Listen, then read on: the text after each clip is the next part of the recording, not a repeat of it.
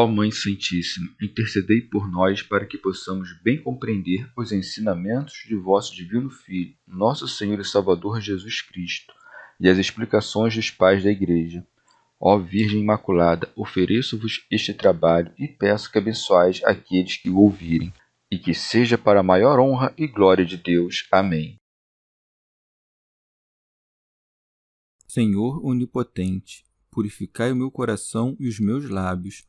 Vós, que purificastes os lábios do profeta Isaías com carvão em brasa, e dignai-vos, por tal modo, purificar-me com a vossa misericórdia, para que possa dignamente anunciar o vosso santo Evangelho. Por Jesus Cristo, nosso Senhor. Amém. Senhor, abençoai-me. Que o Senhor resida no meu coração e nos meus lábios, para que anuncie digna e convenientemente o seu Evangelho. Amém. Evangelho de Nosso Senhor Jesus Cristo, segundo São Lucas. Os 2 discípulos de Emaús. Eis que 2 discípulos deles viajavam neste mesmo dia para um povoado chamado Emaús, a 60 estádios de Jerusalém, e conversavam sobre todos esses acontecimentos. Ora, enquanto conversavam e discutiam entre si, o próprio Jesus aproximou-se e pôs-se a caminhar com eles. Seus olhos, porém, estavam impedidos de reconhecê-lo. Ele lhes disse: Que palavras são essas que trocais enquanto ides caminhando? E eles pararam, com o rosto sombrio. Um deles, chamado Cleofas, lhe perguntou: Tu és o único forasteiro em Jerusalém que ignora os fatos que nela aconteceram nestes dias? Quais? Diz-lhes ele. Responderam: O que aconteceu a Jesus, o Nazareno, que foi profeta poderoso em obras e em palavras diante de Deus e diante de todo o povo. Como nossos sumos sacerdotes e nossos chefes o entregaram para ser condenado à morte e o crucificaram. Nós esperávamos que fosse ele quem redimiria Israel.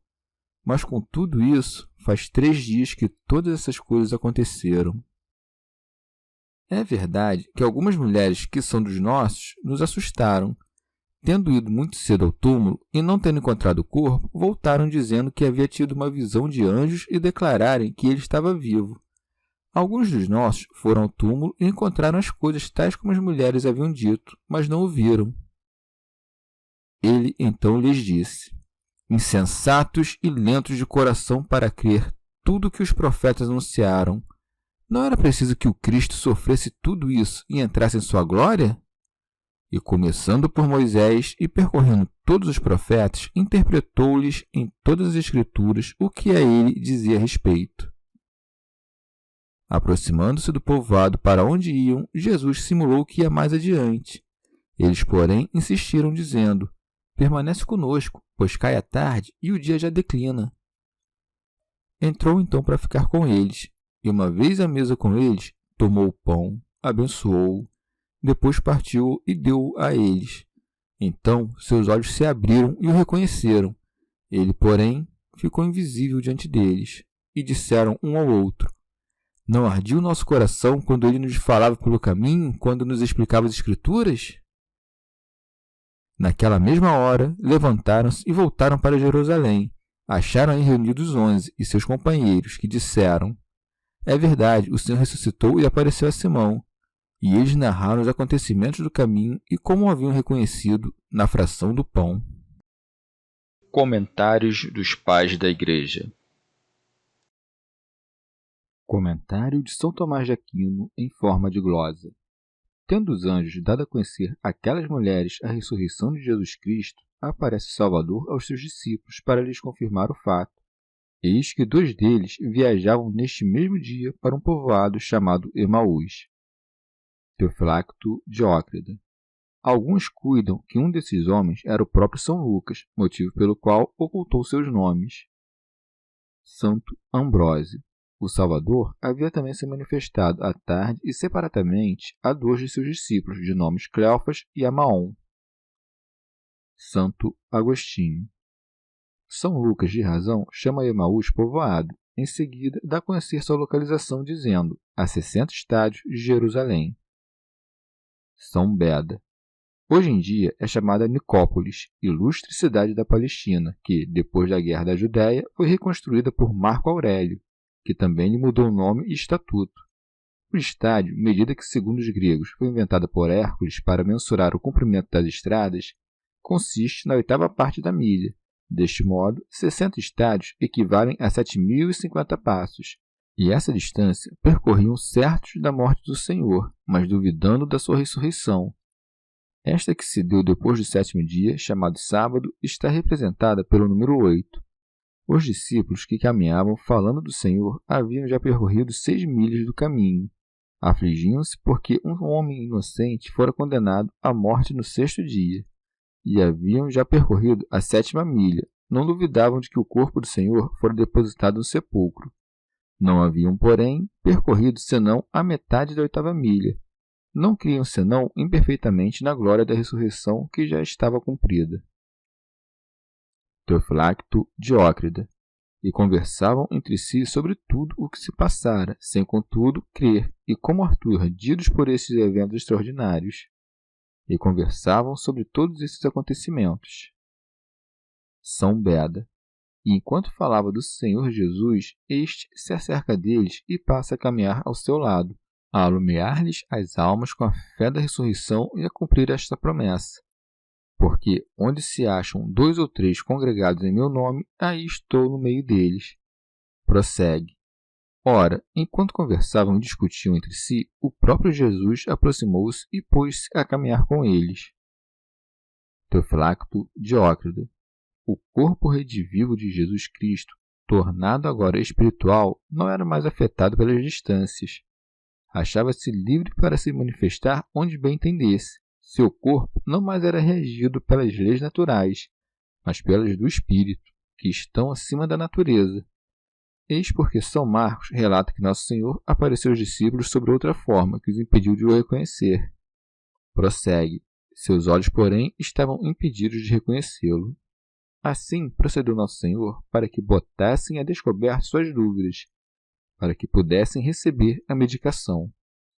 E tanto fazia para que entendessem que seu corpo de glória era o mesmo corpo que havia sofrido a paixão, embora não mais estivesse num estado em que pudesse ser visto por todos indiferentemente, mas somente por aqueles escolhidos para o verem. Também queria lhes mostrar por que doravante não mais haveria de viver entre os homens, pois que, depois de ressuscitar, não estariam à sua altura divina, imagem da nossa ressurreição futura, quando viveremos como os anjos e como filhos de Deus. São Gregório Magno. É com sabedoria que não se mostra aos discípulos sob uma aparência que eles poderão reconhecer. Ele reproduziu exteriormente, por meio dos olhos dos corpos, o que se passava internamente neles para os olhos do coração. No íntimo, ao mesmo tempo, amavam-no e duvidavam da ressurreição.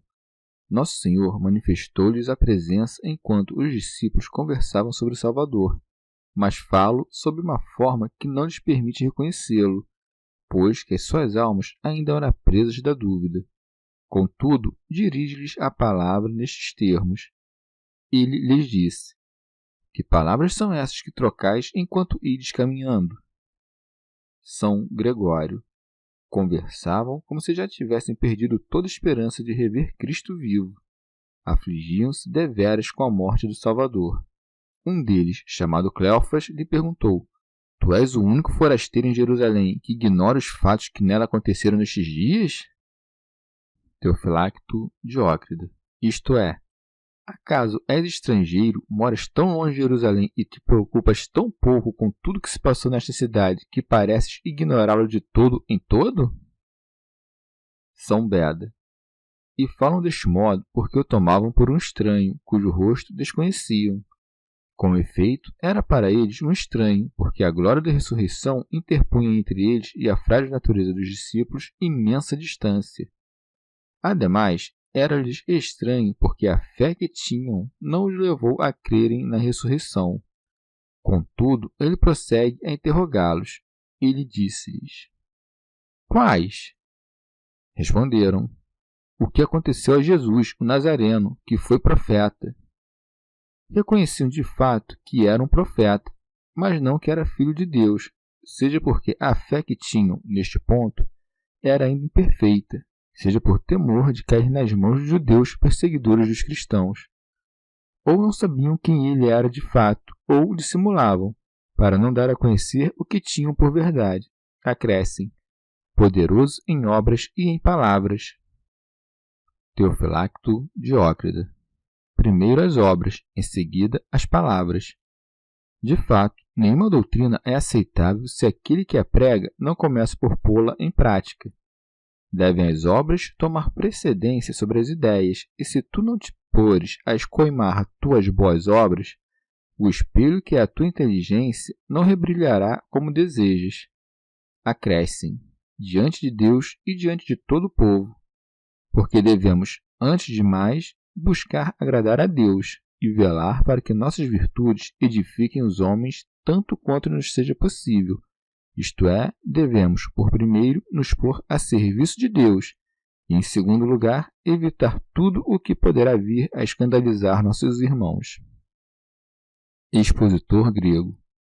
Em seguida, dão a conhecer a causa da tristeza que sentem, a traição e a paixão de Cristo. Como nossos sumos sacerdotes e nossos chefes o entregaram para ser condenado à morte e o crucificaram. E em seguida, como que se lhe escapa as palavras cheias de desesperança. Nós esperávamos que fosse ele quem redimiria Israel. E dizem esperávamos e não esperamos, como se a morte de Cristo fosse semelhante à morte de qualquer outro homem. Teofilacto Diócrida. Esperavam que o Cristo salvasse e redimisse Israel de todos os males que o oprimiam, especialmente o domínio dos romanos. Cuidaram que ele haveria de ser rei à maneira dos reis da terra e que poderia, por conseguinte, escapar da sentença de morte. São Beda. Não era sem motivo, portanto, que andavam entristecidos a se repreender a si mesmos por terem colocado esperanças de remissão naquele que morrera, em cuja ressurreição não criam. Ademais, afligiam-se com a morte injusta de alguém que sabiam inocente. Teofilacto Diócrida. As palavras que seguem provam que eles não estavam totalmente na incredulidade. Mas, com tudo isso, faz 3 dias que todas essas coisas aconteceram. Conservavam ainda alguma lembrança do quanto lhes ensinara Jesus sobre a ressurreição e o terceiro dia. Expositor grego. Contam-lhe também que haviam ouvido algo das mulheres acerca da ressurreição, quando falam deste modo. É verdade que algumas mulheres, que são dos nossos, nos assustaram. Tendo ido muito cedo ao túmulo e não tendo encontrado o corpo, voltaram dizendo que haviam tido uma visão de anjos a declararem que ele está vivo. E relatam estas coisas sem que crescem nelas, mas estavam sobressaltados, desconcertados. Não consideravam, com efeito, verdadeiro o relato da aparição dos anjos, senão que sentiam apenas estupor e conturbação. Tampouco lhes parecia crível o quanto narrara São Pedro, porque este de fato não havia visto o Senhor, mas apenas o túmulo vazio, conjecturando a partir daí que deveria ter ressuscitado. Alguns dos nossos foram ao túmulo e encontraram as coisas tais como as mulheres haviam dito, mas não ouviram. Santo Agostinho. São Lucas acabou de dizer que Pedro correra até o sepulcro, e ao relatar estas palavras de Cleófas, alguns dos nossos foram ao túmulo, confirma a narrativa de João, segundo o qual 2 discípulos se dirigiram até o túmulo. São Lucas, contudo, não menciona senão Pedro como aquele que por primeiro recebeu a notícia, através de Maria, que anunciava o que havia testemunhado. Teofilacto Diócrida. Vendo Nosso Senhor que esses 2 discípulos sucumbiam ante o peso de tão grandes dúvidas, reprocha-os com severidade. Ele então lhes disse: insensatos, porque, com efeito, estavam prestes a falar como os judeus ao pé da cruz. Salvou os outros, mas não pôde salvar-se a si mesmo. E lentos de coração para crer tudo o que os profetas anunciaram. Vê-se que esses homens criam em alguns dos oráculos proféticos, mas não em todas as profecias. Por exemplo, criam no que diziam sobre a crucificação. Transpassaram as minhas mãos e os meus pés, mas não a respeito da ressurreição, como esta. Não permitirás que teu santo experimente a corrupção. Importa, pois, dar fé ao que dizem os profetas, tanto quanto falam dos tormentos, como quando das glórias do Senhor, já que aqueles abrem o caminho para estas. Segue-se. Não era preciso que o Cristo sofresse tudo isso e entrasse em sua glória? Isto é, segundo sua humanidade. Santo Isidoro. Bem que o Cristo tivesse de passar por todos aqueles sofrimentos, isto não desculpa aqueles homens que o crucificaram, porque não fizeram com vistas a cumprir a vontade de Deus, de modo que suas ações foram ímpias em absoluto.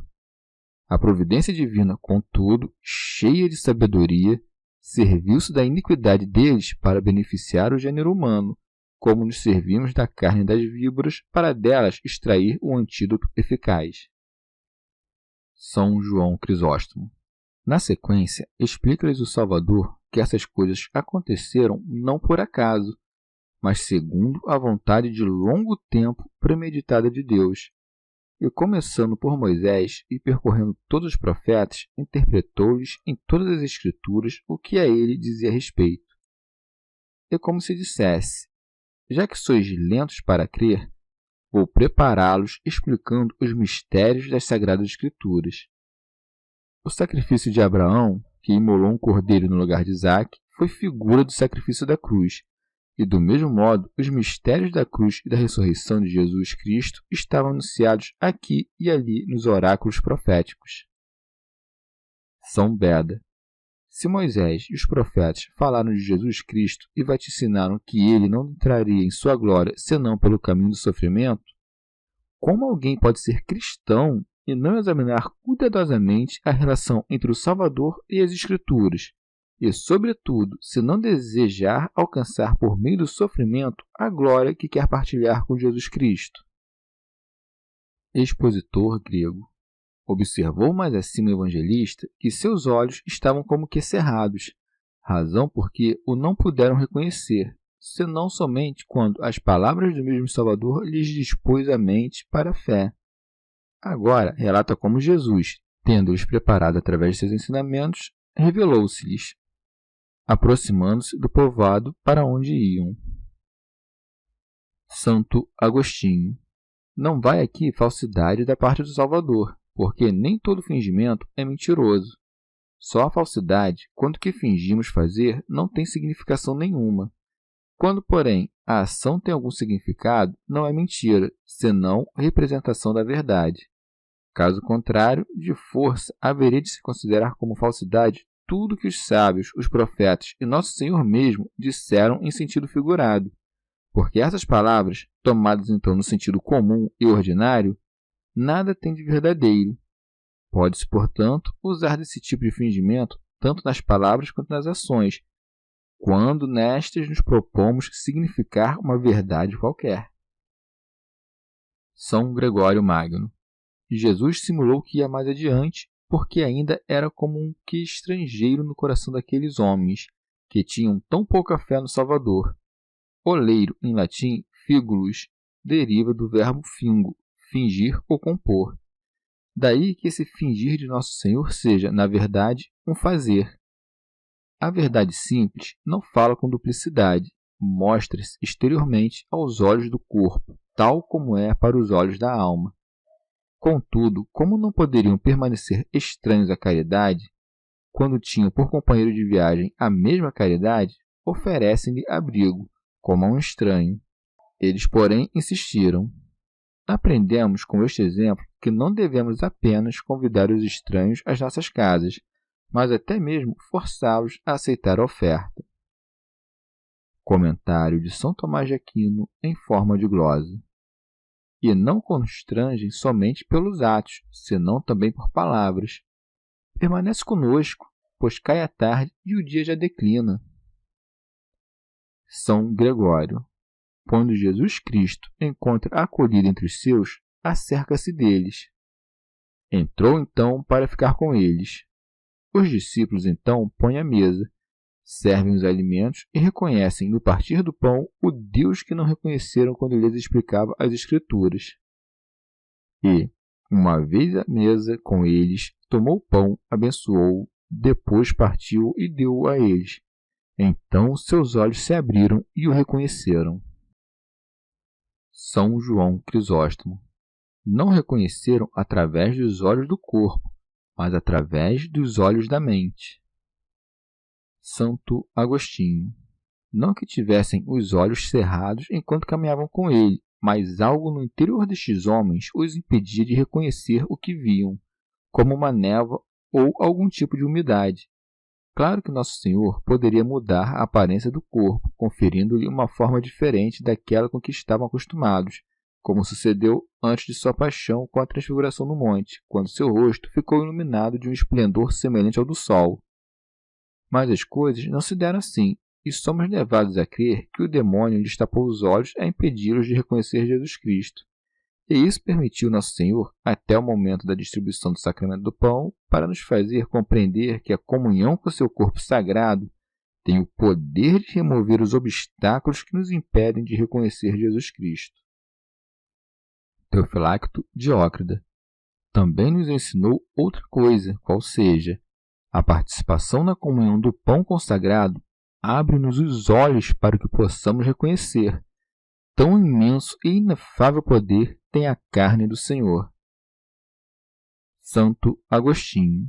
E quando o Senhor, a marchar com seus discípulos que não reconheciam e a explicar-lhes as Escrituras, finge ir mais longe, quer nos ensinar que a prática dos deveres de hospitalidade pode levar os homens a conhecê-lo, e que estará sempre com aqueles que assim procedem com seus servos, mesmo quando se afastar dos homens ao subir ao céu. O homem instruído nas coisas da fé e que partilha seus bens com aquele que o instruiu pode estar certo de reter Jesus Cristo perto de si. Com efeito, os discípulos de Emaús receberam o ensinamento da palavra quando o Salvador lhes explicava as Escrituras, e porque praticaram a hospitalidade, mereceram conhecer, quando da fração do pão, o que não haviam reconhecido quando ele lhes explicava as Escrituras. De fato, não são justos diante de Deus os que ouvem a lei, mas os que observam a lei é que serão justificados. São Gregório Magno. Aquele que deseja compreender os ensinamentos que recebeu, que põe em prática com presteza os que já compreendeu. Vê como o Senhor não foi reconhecido enquanto falava, mas sim quando se deu como alimento. Acresce o evangelista. Ele, porém, ficou invisível diante deles. Teofilacto Diócrida. A natureza de seu corpo ressurrecto não lhe permitia que ficasse por muito tempo entre eles, e assim queria para que lhes crescesse o amor. E disseram um ao outro: não ardia o nosso coração quando ele nos falava pelo caminho, quando nos explicava as Escrituras? Orígenes. Vemos aqui que as palavras do Salvador abrasam com o fogo do amor divino aqueles que as ouvem. São Gregório Magno. Quando a palavra divina se faz entender, os corações se abrasam, derretem-se o gelo do langor e a mente fica como que agitada com desejo pelos céus. Ela se alegra quando entende os preceitos celestes. Os mandamentos que recebe são para ela como um fogo a abrasá-la. Teofilacto Diócrida. Abrasava-lhes os corações, seja pelo fogo das palavras do Salvador, as quais recebiam como a verdade, seja porque, ao escutá-lo explicar as Escrituras, compreendiam de um vivo sentimento em seus corações que era o Senhor que lhes falava. Tão grande era a sua alegria que, sem tardar, retornam a Jerusalém. Naquela mesma hora, levantaram-se e voltaram para Jerusalém. Partiram no mesmo instante, mas lá chegaram algumas horas depois, porque tiveram de percorrer uma distância de 60 estádios. Santo Agostinho. As mulheres já haviam espalhado a nova de que Jesus ressuscitara, e Simão Pedro, a quem ele aparecera, também o fizera. Os 2 discípulos, lá chegando, encontraram os apóstolos reunidos a conversar sobre esses grandes acontecimentos. Acharam aí reunidos os 11 e seus companheiros, que disseram: é verdade, o Senhor ressuscitou e apareceu a Simão. São Beda. Segundo o testemunho dos 4 evangelistas e do apóstolo São Paulo, foi a São Pedro, por primeiro, que Nosso Senhor se mostrou. São João Crisóstomo. E porque quisesse espalhar as sementes da fé, não se manifestou a todos ao mesmo tempo. Com efeito, aquele a quem Nosso Senhor apareceu por primeiro e que, portanto, deu testemunho dele, passa a contar o fato aos demais. Esse relato, propagando-se, prepara os ouvintes para que vejam o mesmo Salvador. Por essa razão, mostrou-se primeiramente ao mais digno e fiel de todos os apóstolos. Era preciso, para tanto, uma alma de fidelidade a toda prova, para que não se turbasse com essa inesperada visão. Apareceu, pois, a Pedro, que mereceu ser a primeira testemunha da ressurreição, porque havia sido o primeiro a confessar que ele era o Cristo. E também o faz para consolá-lo e para que não caísse em desespero, porque Pedro o havia negado. Só depois aparece aos demais. Algumas vezes mostra-se a muitos, outras vezes a poucos, como dizem os 2 discípulos de Emaús. E eles narraram os acontecimentos do caminho e como o haviam reconhecido na fração do pão. Santo Agostinho. São Marcos escreve, é bem verdade, que os apóstolos não creram no relato desses 2 discípulos, ao passo que, segundo Lucas, eles próprios declararam que o Senhor havia verdadeiramente ressuscitado. Essa contradição aparente podemos explicá-la dizendo que apenas alguns dos presentes se recusaram a crer no relato dos 2 discípulos. Chegamos ao fim de mais um dia de comentários da Catena Áurea. Muito obrigado por ficarem até aqui, que Nossa Senhora derrame suas graças sobre nós e até amanhã.